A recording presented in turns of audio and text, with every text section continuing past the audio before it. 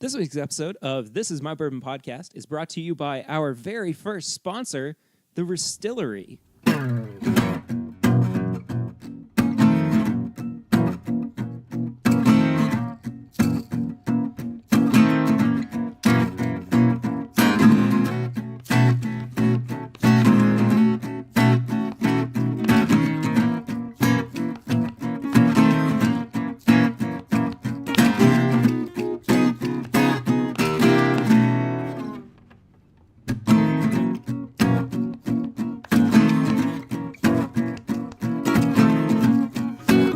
Everybody, I'm Perry, and this is My Bourbon Podcast. Welcome back for another episode. And so I have somebody, as you can probably tell by her screaming into the microphone. But so Lucy's here for the bumpers on this episode. Hello. Hi, I'm Lucy. Lucy, and this is Perry's Bourbon Podcast tonight. Again, I'm not sure why I continue to bring you on these things. But anyway. So I have a really interesting and fun episode this week with Trey Zoeller, and yes, it is Zoeller and not Zoeller, like I said later in the episode, of Jefferson's. But I realized kind of halfway through it that I hadn't actually done my normal stuff, like all the segments. So I brought Lucy on. Hello. Because I didn't have time to get anybody else on. And you're funny. I'm so important. You are. You're important to me. So important to the bourbon community. Yes, you are. That's what it. I'm that's invaluable anyway. to the bourbon community. Well, anyway, to kick things off, as we normally do, we are going to do our newest segment, Flying Blind, where we try something we've either never had before or have had before, and it's been a while. It's really a very clear segment. I've probably never had it. No, you definitely haven't. And this is, in the spirit of this episode, a Liquor Barn pick of Jefferson's Reserve.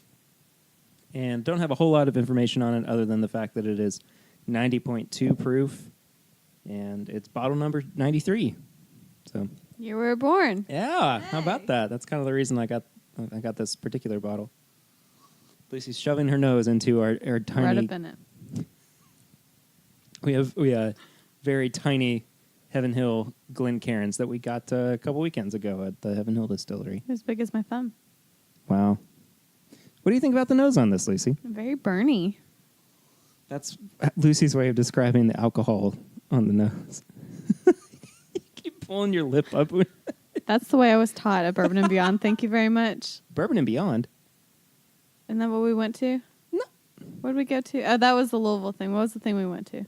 Which thing? The big conference thing. Southern Whiskey Society? Yeah, that thing. Oh. I was taught by a professional how to sniff bourbon, and Perry's being the noob and not doing it. I don't think I can. You get your lip and your nose up in there I'm not at the getting same a whole time. lot of burn on the nose, I'll be honest with you. Get a little banana, a little caramel.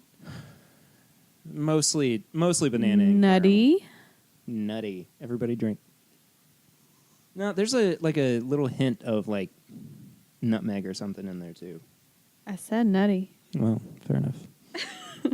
So it probably goes without saying that this would pair well with banana bread then.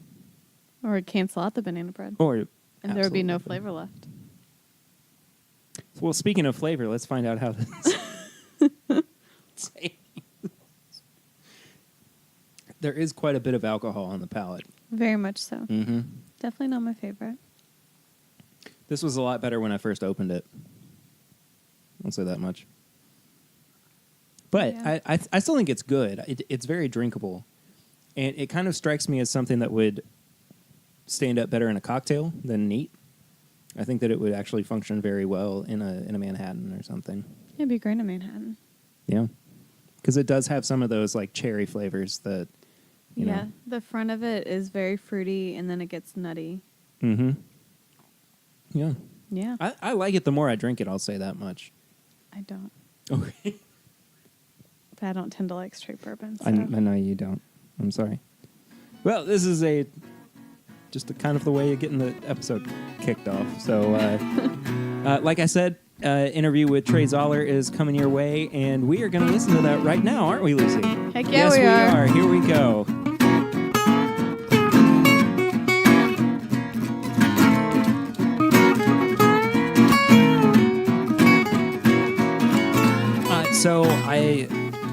have Trey Zoeller sitting down with me from Jefferson's. And Trey, welcome to the podcast. I'm so happy to have you on, man. Thanks. Yeah. I appreciate it. You guys are celebrating, in the midst of celebrating your 20th anniversary. Absolutely. First Hard off, to believe. congratulations. Thank you. Yeah. Didn't know we'd get there. For anybody who doesn't know, talk a little bit about the beginnings of the company and where you guys kind of built from. Well, we started, and I guess the background is I grew up in a family that bourbon was just part of life. Everything that my grandmother cooked with was doused in bourbon. We've got some heritage. My dad's uncle had a bourbon brand, Old Brownsboro. My 8th-generation grandmother is documented as the oldest woman involved in the American whiskey business. Wow. She was arrested for moonshining and bootlegging in 1799.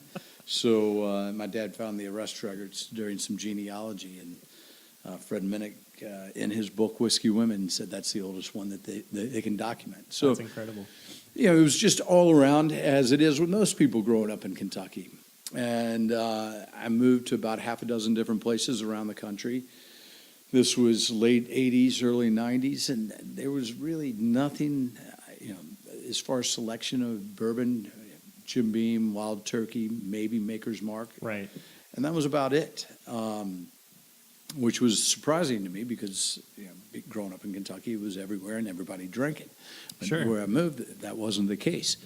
I would come home for a Thanksgiving or Christmas and go past all these warehouses that I knew were chock full of bourbon that was evaporating off into nothing or being blended into a younger bourbon and wasn't being showcased. Right. At the same time, single malt scotches were taken off, and I thought that there was great opportunity because I had a very difficult time drinking single malt scotches, but I loved great old bourbons.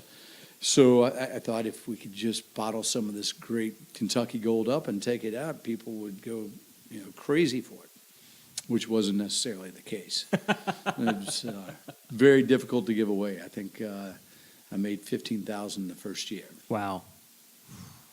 After how much of an investment? After, by today's standard, a very, very small investment. Sure. But for me and for my dad, it seemed like everything. For me, quitting my job and taking all the money that I had saved, it was quite a risk. And Of course. It would be kind of, somebody said recently, getting into the magazine business right now. Oof. You're in a dying industry, and why get involved with an industry that had been on the decline for 30 years? Sure. But I thought there was potential.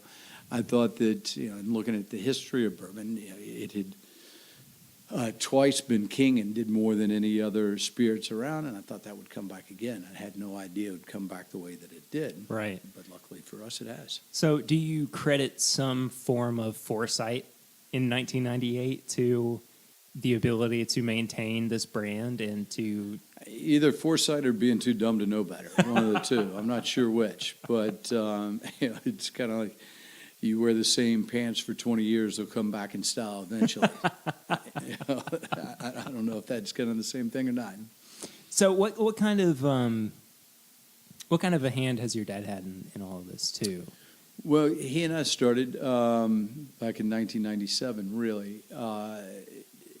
And he has a legal background. Mm-hmm. So initially, once he and I went around and found bourbon to purchase, and we both found a line of bourbon that as soon as we drank, we thought, wow, this is it. And that was the line that we started with our 15-year-old Jefferson's Reserve at the time. Mm-hmm. We both created the packaging and kind of a plan to take it to market. And he was really the back office guy. He did all the legal work to get us registered in different states and just get us up and going, where I was more on the road at the time. Sure. What was your background pre-Jefferson's? I was in medical distribution. Complete 180. Complete 180. But, same type of principles, especially when Sure. you're going through the 3-tier system. But, I was a bartender before that, but that was about as close as my background came to showing me how to make bourbon. And it wasn't until we started buying up different small kind of esoteric lots of bourbon that I started playing around with it. In the beginning, we came out with Jefferson's Reserve, which we thought was very sophisticated and complex, and that's why we named it for Thomas Jefferson. Right. Our second brand was called Sam Houston. The brand, the juice was much different. It was very big and bold, and a lot of rye, a lot of spice, and we named that for Sam Houston, who I think embodied that personality as well. Came out with something called Old Iron Skillet, then Jefferson's, and I couldn't keep coming out with different labels, or I didn't think that was the right path to go. But once I had these different lots of bourbons, I started playing around together and blending them together. Right. And I found that the whole was better than the parts. And I got more balance that way, more complexities, more flavors coming through. Sure. So, do you feel like the name Jefferson's was the one that people latched onto the most then? Did you think that that was the most? Yeah, I thought that was the one that had the best legs. Sure. And we had the most success for it. Sam Houston, we really concentrated on trying to sell that to Texas or in Texas. And as I said, it was a more aggressive style, which today is very much in vogue, but back in 1998, it wasn't. So, I thought we had something with the Jefferson's name and package, and we wanted just to expand that line. Sure. And today we've done over 18 different expressions of Jefferson's. 16 of those 18 we do more than what most people do. So most bourbons are distilled, aged, cut to proof, and bottled. Right. So of those 18, only our Jefferson's 10-year-old rye and a couple of our presidentials, basically all we do is cut it to proof and bottle it. Besides that, we're manipulating the process somewhere. It's all about the maturation. I found out early on that all the distillers would tell me 65 to 80% of what bourbon is comes from the maturation process. Right. And in my mind, and certainly when we started, the 8 big distilleries that were making bourbon at the time had, again, in my mind, perfected the science of distillation. And they all make incredible juice, and they make it very consistently. But, kind of the X factor is what happens once the maturation starts. Right. So I started messing around, and what we really do is put more time, money, and effort into the maturation. And that's manipulating it one way or the other, or trying to massage it one way or the other to bring a specific flavor profile. And we're not trying to cheat the process or accelerate it. That's why we're always using mature bourbon before we do something else with it. Describe your palate. Describe what you tend to lean more towards in terms of bourbon I or think products that you release. It goes back to what we started doing was blending, and that's more balance and complexity. I'm not big on high proof bourbons. I know that's very popular right now. Yeah. That people love to have a big, just a big tasting bourbon, and I do like high rise. However, I like them balanced out a little bit. So I would say more rounded and complex is what my palate's more.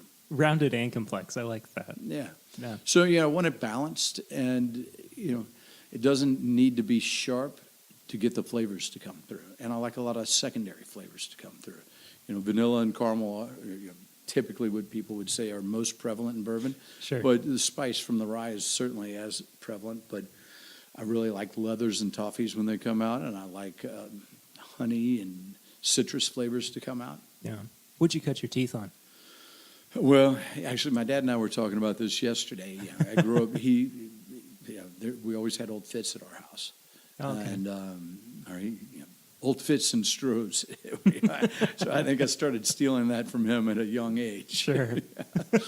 So that was that's probably was my first introduction to bourbon, and then, by the time I was buying it myself, actually, Wild Turkey was probably my first go-to as a kid. The 80 or 81 or the No, 101? they didn't have 81 back then. It was 101. Well, I still consider 101 to be one of the mainstays of. It is, Of yeah, bourbon today, absolutely. too. It's a great flavor profile, and it's a great product. And as I tell everybody, I'm not a distiller. I don't have a distilling background, and I don't have a lot of interest in that. There's people that are incredible distillers, and I've always said, "What am I going to do? Out Jimmy Russell? Jimmy Russell? You're not going to do that." And Good luck. yeah, good luck. So not only do you have his expertise, but you have the generations before him, the millions of dollars in investment in technology and R&D that those companies have had the fortitude to put together and really perfect what they're doing. Sure. And I think, too, that one of the biggest parts of Turkey, too, is the fact that we can look at the Russell family.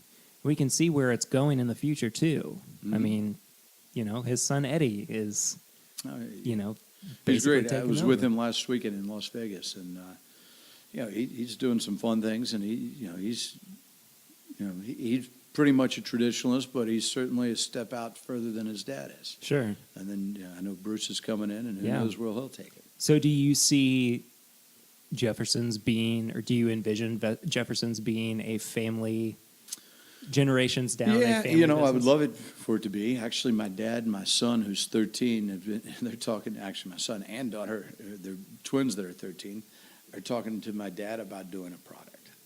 Wow. So who knows? And yeah, I love taking them out to the distillery and trying to get them to work. But Do they they're seem to have? well, they're 13-year-old kids. They Sure. they hate the smell of bourbon and the taste of it right now. And that's fine. Sure. That's I mean- good.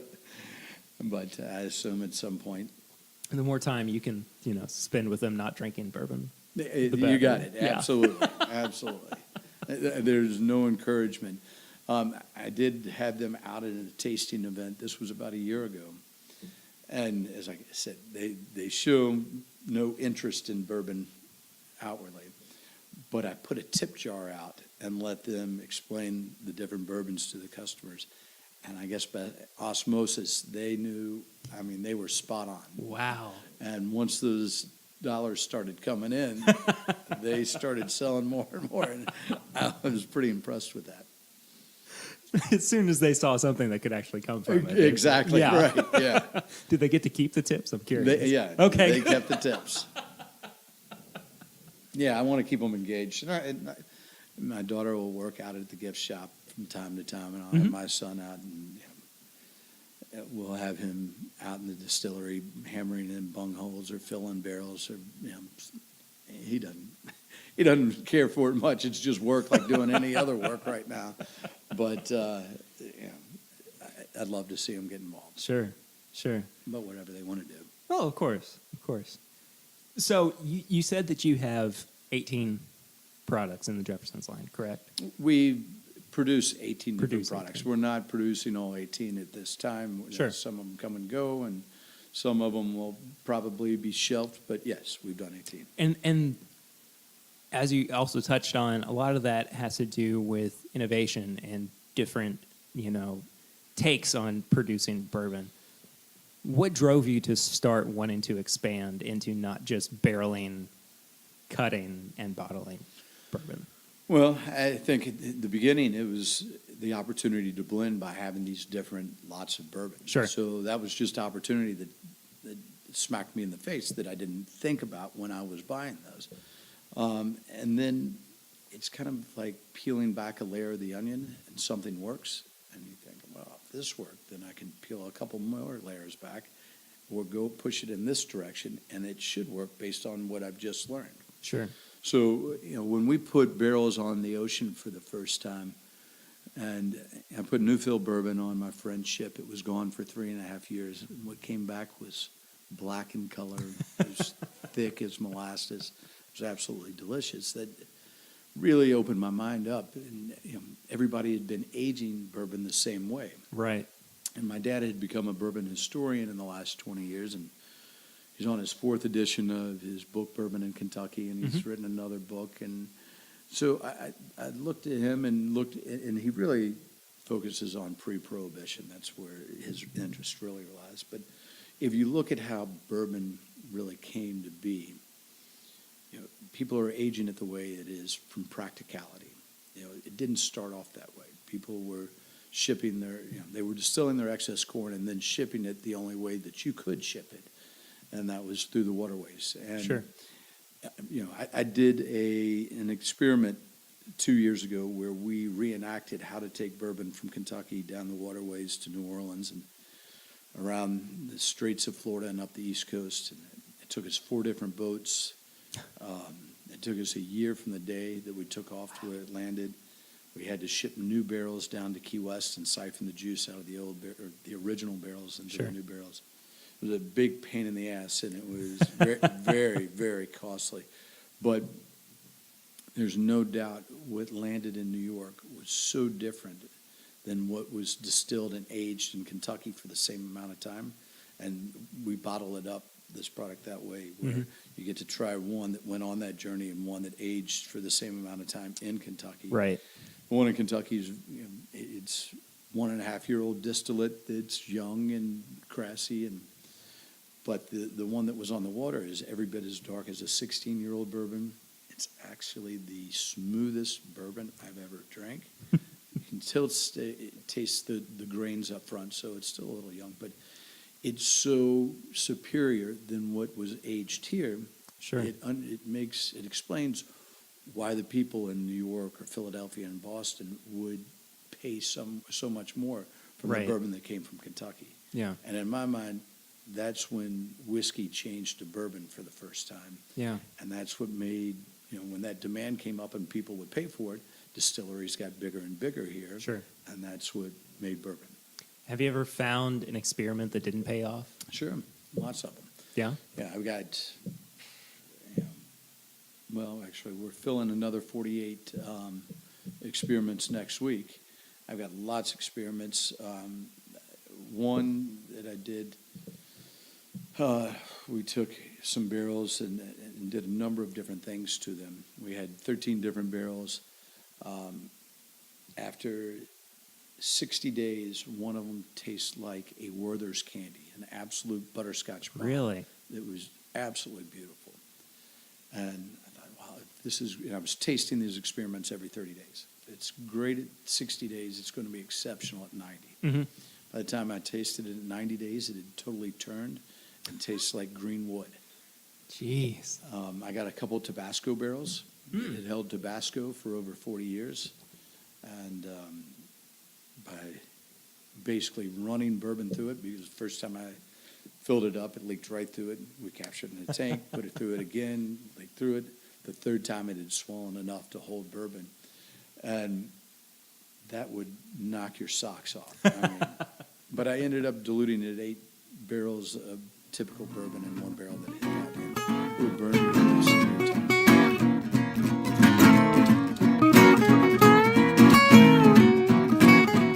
Hey, Perry, sorry to interrupt you there for 1 minute, but it's Perry, and I want to talk about our very first sponsor on This Is My Bourbon podcast. How about that? So we are super excited to be teaming up with The Restillery. This is a company that was founded by 2 guys.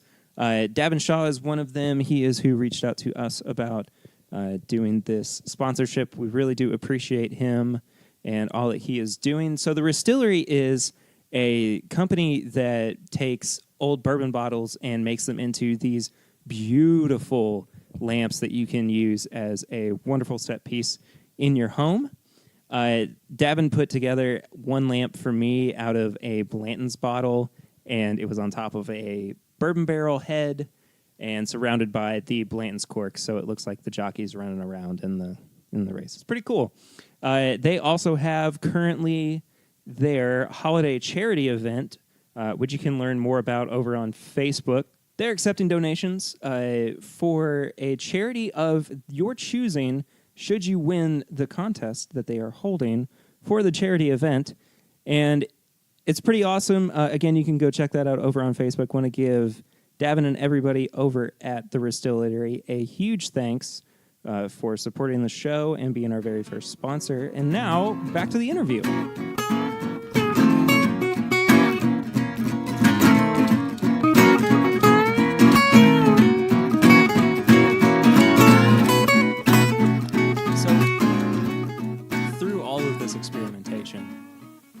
what has excited you the most about the products that Jefferson's is putting out? Well, our ocean, I think, is very different than anything that's out there. And what's exciting to me, we're on our 17th voyage. We're just about to get that back now. We send it out. Today, we're taking 6 to 8 year old bourbon, putting it on ships. It sails to 30 ports on 5 continents, crosses the equator 4 times. And even though it's going on basically the same route, depending on what time of year it takes off or what it encounters, like I think Voyage 14 just got pummeled in the North Atlantic by the worst hurricane season ever. Sure. And we get daily reports of what the weather, or the water, sea conditions are like and temperatures. When it comes back, it's like Christmas morning because I never know what to expect. One, we don't know how much evaporation. There's a lot more evaporation on the water. Like that one specifically, we lost well over 50% of the yield due to evaporation. But that condensed it and made it much more briny than the other ones. So, it's kind of a give-take. So that to me, I love it. Each voyage is a little bit different. And when it comes back, we put $20 on the barrel head and push lines on the barrel and drill into it and try to find how much is evaporated. And then based on the criteria that we've gotten back, we kind of guess what it's going to taste like. So those are always fun. And then doing different things with the barrel have been, different finishes have been great, but different manipulations of bourbon barrels are a lot of fun for me. Sure. Well, one of the manipulations that you have done is actually sitting on the table in front of us right now, and that's the Twin Oak. Correct. And if you would like, I'd love to try it. Yeah, absolutely. With you too. Let's do it. This is actually the culmination of 6 years of experimentation with Independent Stave Company. 2012 was Independent Stave Company's 100-year anniversary, and they invited me down, and I became a barrel chef, but not at their cooperage in Kentucky, at their headquarters in Missouri. And when I was a barrel chef, I was working with not bourbon barrels, but wine barrels. Mm-hmm. And I think they've got a dozen different cooperages around the country, around the world. And they've got expertise that they've accumulated over the last 100 years in different wines and spirits from around the world. And I saw what we were using in Kentucky as very rudimentary compared to all these other techniques. Sure. And I thought, why not bring some of those in? So we probably have done, 6 or 7 dozen different experiments where I've honed in to make a proprietary barrel, which is a combination of seasoning, flash charring, toasting to bring out mocha flavors, grooving out the barrel to bring wave staves that basically double the surface area to really impact the bourbon in a certain way. The mocha is very prominent on this, I would say, too. I don't want to drink alone. Yeah, I'll pour with you. So what we did with this is took 10-year-old bourbon, and it was only a 4-month finishing process, which is pretty small or pretty short for me. But that barrel just added so much. And as you said, the mocha really comes out. The viscosity on it, it coats your tongue incredibly well. Especially for a 90 proof bourbon, 90.2 proof. I think that it drinks Much a bigger. lot higher proof than it actually is. And that is a very easy to drink, enjoyable bourbon. This is awesome. Thank you. Yeah. You're welcome. And that's what I love about it. It's, to be able to get all those flavors out at a proof that's more manageable, because the higher proofs burn your tongue out really quickly. Sure. And this, the more it opens up, the more flavors that come out. I love how it coats your tongue. You get that, weight is a big thing for me. I really like a big weight on the bourbons. And, as you said, it's flavorful but easy drinking. Absolutely.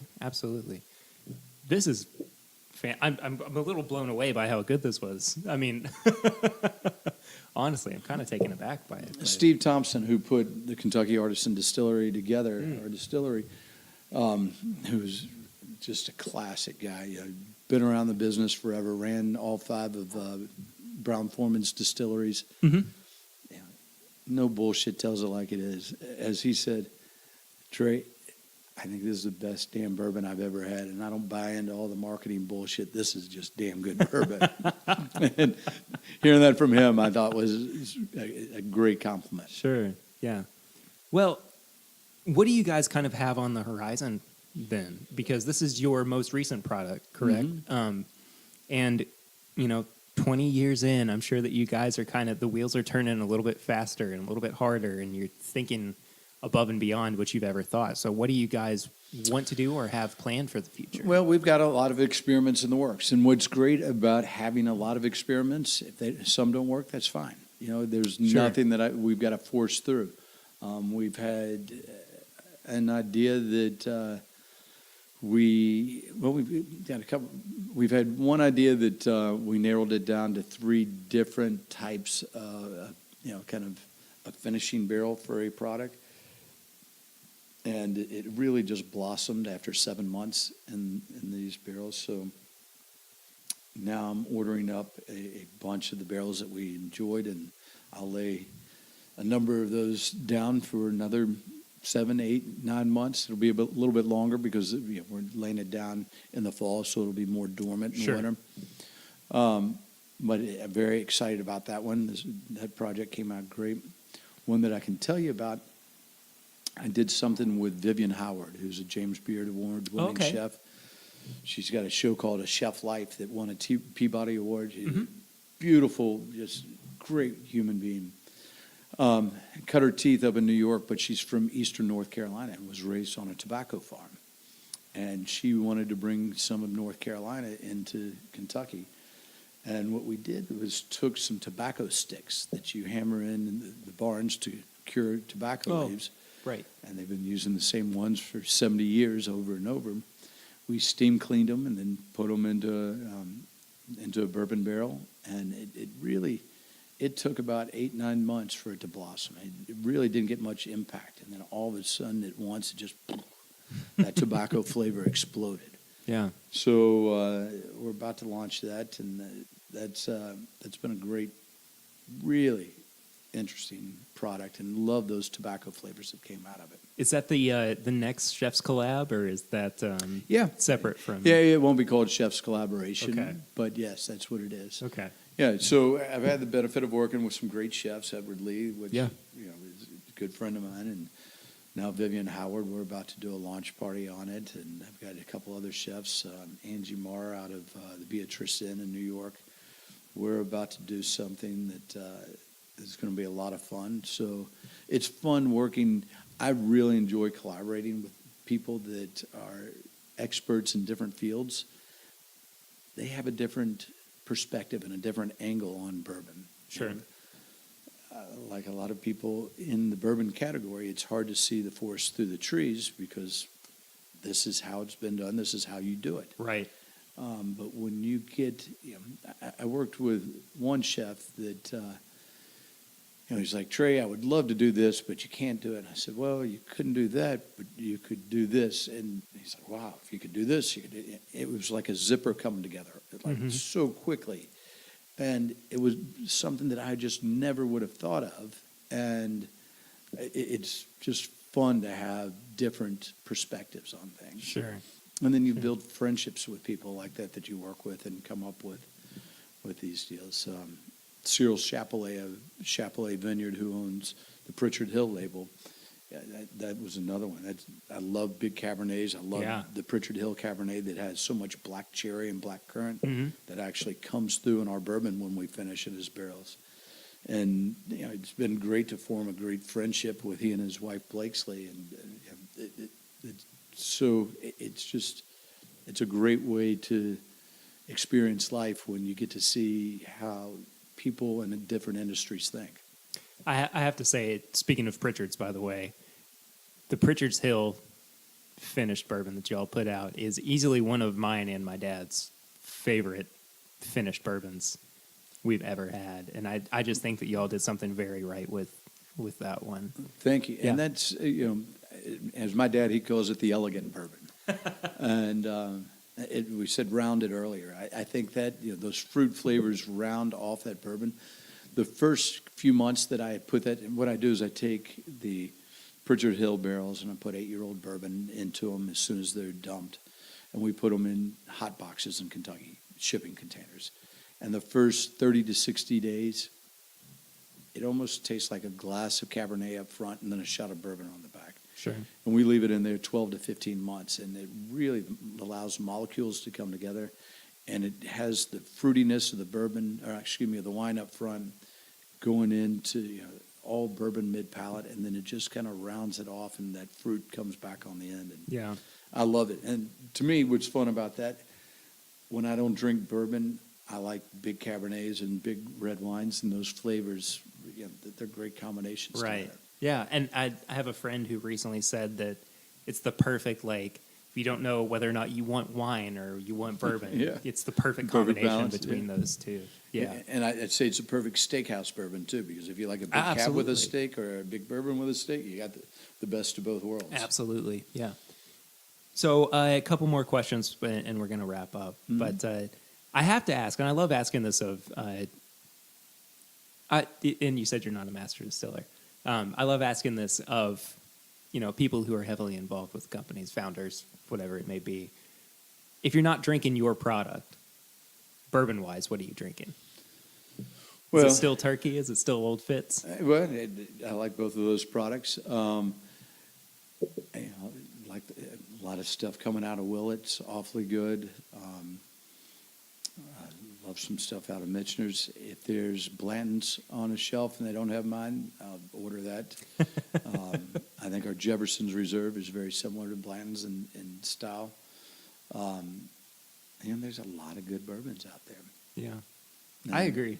Absolutely. And I think that you guys, too, have really kind of found your, the home amongst everybody, too. And Yeah, again, what am I going to do? Out distill some of those great distillers? You can't do that. But I've been blessed. We'll lay down a little over 8,000 barrels this year, and we're only making 22 to 2,500 out of our distillery. Sure. Increase a little bit. We just ordered more fermenters. But so I'm able to buy from some great distillers here in Kentucky, and it's taking their backbone, that great Right. foundation, Right. and being able to manipulate it mm-hmm. to, that's kind of my niche in this business. Sure. Yeah. Well, last question, and we'll send you on your way. All right. First off, again, I have to say congratulations on 20 years. It's a huge feat. Where do you see Jefferson's in the next 20 years? Well, my goal has been to make it a worldwide, really respected brand. And, I hope that's what we're able to do. We're trying to lay more and more product down. I'm going to Vietnam in a couple weeks and hopefully get a little bit more of, we're barely scratching the surface in Asia, and hopefully being able to bring some product over there. And, hopefully we'll have great product that's known for its integrity and its quality. Sure. And its innovation. I think you guys are the innovator of bourbon right now, too. I'll say that much. And that's fun to do. Sure. So, I don't think we certainly didn't set off to be that. And it ended up Thomas Jefferson was a great name for it because he was such an innovator himself. Sure. But as I say, I've got ADD, so it's hard to concentrate on one thing. So that's why I've got a lot of different things going on at once. Sure. Trey Zoeller, thank you so much for sitting You got down. Appreciate it.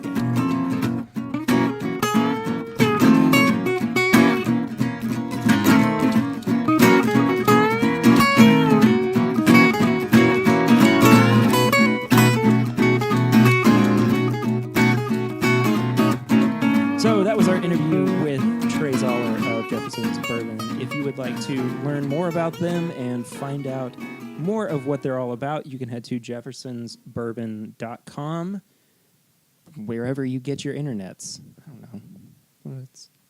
Anyway, so there's no review this week, and that's solely just because I didn't have Jefferson's around to actually review. So we are going to launch into one of our best segments, funnest segments, tips and bits. where we recommend things. So, Lucy, do you have any tips and bits this week? Yes, I do. Yeah? Yeah. Tell me.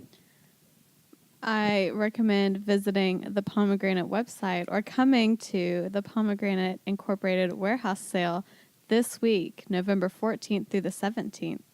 We have bourbon glasses. We have tea towels. We have tabletop. It's mostly feminine things, but we do have bourbon glasses. For clarity, that's actually next week. This episode's coming out in 2 days. Yeah. Get ready. Okay, great. Yeah. Yeah. The 14th through the 17th of November. Come to Pomegranate Inc. in Lexington, Kentucky. Yes. 527 Lagonda Avenue. That's the one. Yep. Or just visit our website because we have bourbon glasses and cocktail napkins. So, pretty cool stuff. Yeah. Yeah. Good stuff indeed. Yeah. We've been watching a show on Netflix, Chilling Adventures of Sabrina. Yes. Yeah, it's really good. Very good. I'm really enjoying it. It's so much so that it made me want to go and read the comic books, and they're very different from the books. There's a lot more gore and horror in the books than there is. There are more horrors in the books? Yes. No. But the show is fantastic. It's not anything like the 90s Sabrina the Teenage Witch No, show. definitely It's not. completely different. Except for the names of people. That's it. That's about it. That's pretty much it. Yep. Otherwise, it's a fantastic show. So I definitely recommend that. That about does it for this week on This Is My Bourbon podcast. Lucy, if people want to find you on social media, where can they do that? Instagram, Facebook, Twitter. Don't remember my handles, but if you search Lucy Ritter, you'll probably find me. And if not, it's fine. You'll find me through Perry's stuff, probably. This is great. Yeah, this is quality podcasting right here. Probably Lucy B. Ritter. LKemp123 on Twitter. Lucy Bellamy Ritter on Facebook. I think that's about covers That's it. about it. Yeah. I'm on LinkedIn, but I never check it, so don't go there. I have a website, LucyRitter.com. See some of my see her old design work Yeah. from college. Yeah. Anything else? That's about it. Okay, great. If you want to Trying follow to up rush with me off. Sorry. If you want to follow up with me, I am at pritter1492 on social media. If you want to follow up with the show, we are at My Bourbon Pod on Instagram, Facebook, and Twitter. You can also check out all of our apparel and merchandise at bourbonshop.threadless.com. And I actually did that design work too, so you can see some of that. Hey. Jeez.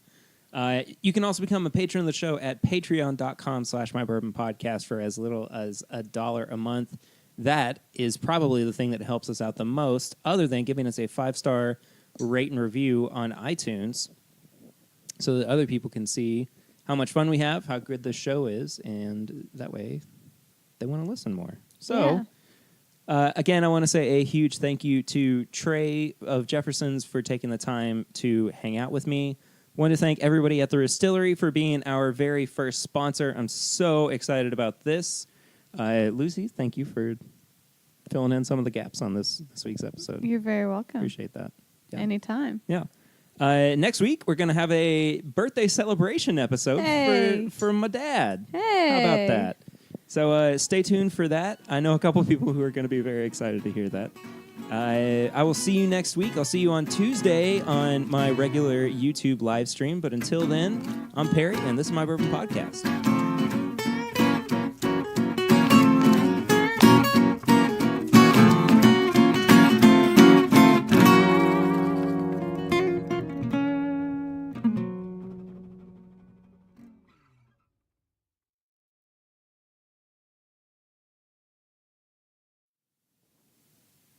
You going to continue screaming? Or